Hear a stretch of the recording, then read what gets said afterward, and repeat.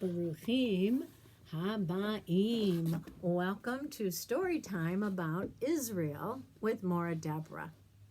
I wish I was in the classroom with you. This is written by, let's see who the authors are.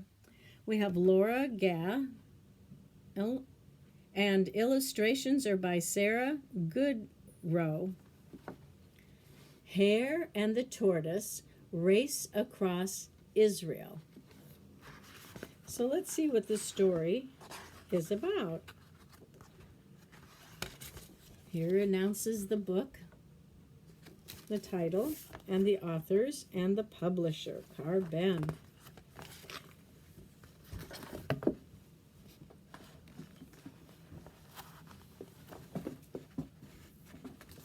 Hare and Tortoise lived near the Hashalom train station in Tel Aviv. So you remember, Rokevet, train, and Merkaz is station or center. On sunny days, they would frolic at the beach. On rainy days, Yored Geshem, when the rain fell, they visited museums. Balila, in the night, the two Chaverim dined on carrots and hummus before attending an opera.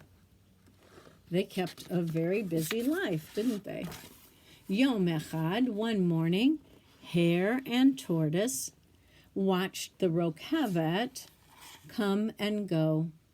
I think I'm as fast as those trains, Hare said. Maybe faster.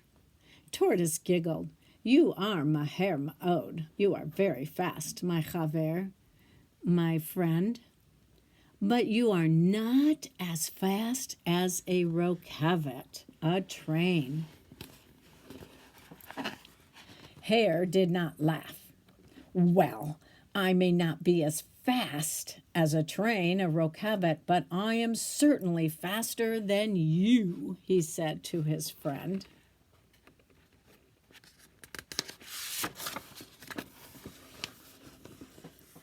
Tortoise ignored Hare's bragging and held out a bag. Would you like some rugula? He's doing the mitzvah of sharing. He offered. I just stopped by the bakery. But Hare refused to be distracted. I am faster than you, he repeated. I can beat you in any race, anytime, anywhere. What about in a race all the way to the Dead Sea? Sea, Yam. Tortoise asked. Do you think you could beat me? Of course, Hare said. This is the hare, and this is the tortoise. Well, said Tortoise, remember the sign that says, Welcome to the Dead Sea? That will be our finish line. So they're going to have a nice race. Look at the big trees on the beach there. The next day, the two Chaverim began their race. They left the busy traffic of Tel Aviv and continued into the countryside. Here they are, off and running. One is Maher, and the other is E.T. He moves much slower. And these are pomegranate trees. Hare hopped through the olive groves and past the persimmon trees. Behind him he heard Tortoise calling, Shalom, Yom Tov, have a good day, to everyone he passed. Hare did not waste time chatting with the other animals. He leaped further and further ahead.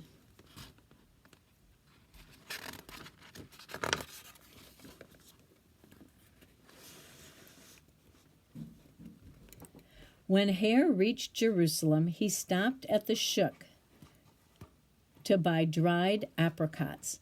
I am so far ahead, he thought, I can take a short break. So we have the Hebrew word peirot over here, fruit.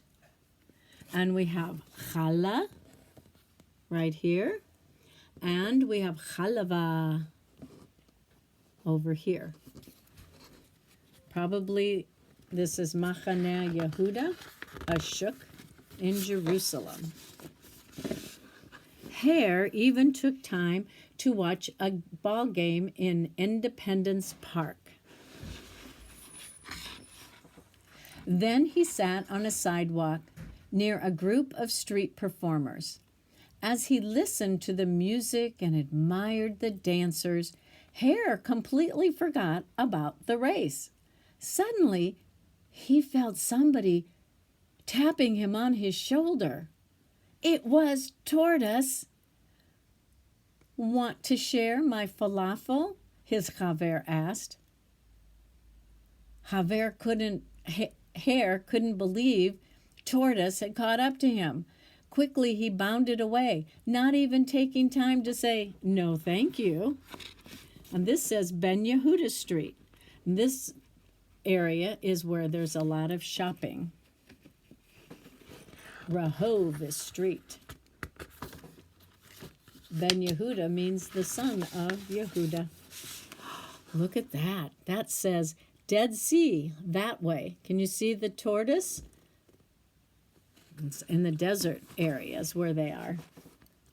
Hare left Jerusalem in a hurry and hopped his way through the Judean hills into Bamidbar, the desert.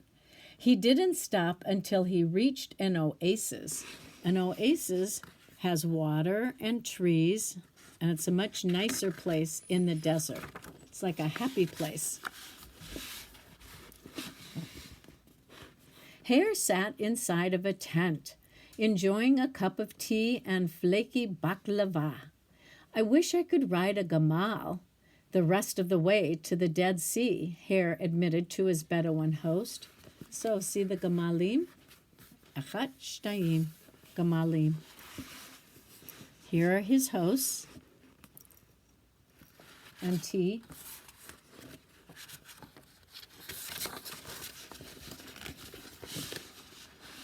Look at, we have 8 seam, right? It says, "Welcome to the Dead Sea." When Hare at last saw the sea ahead, the Yam, he was so exhausted he could not hop the final stretch excuse me, of the to the finish line. "I'll just sit here for a little moment," he thought, collapsing by a palm tree. But the bright shemesh, the bright sun, made Hare want to close his anayim, his eyes, and they did. They closed. Hare woke to the song of a raven. Here's our Zippur, the raven. He jumped. He looked back to see if Tortoise might be close to catching up, but he couldn't see Tortoise anywhere behind him. Then Hare looked ahead toward the Yam. "Oh no," he exclaimed. Look who he sees. His Chaver, his friend.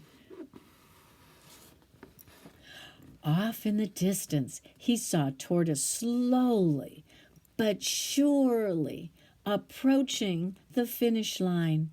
Hare took off as fast as he could. He leaped, and he bounded, and he bounded, and he leaped, but Tortoise reached the sign just before Hare got there.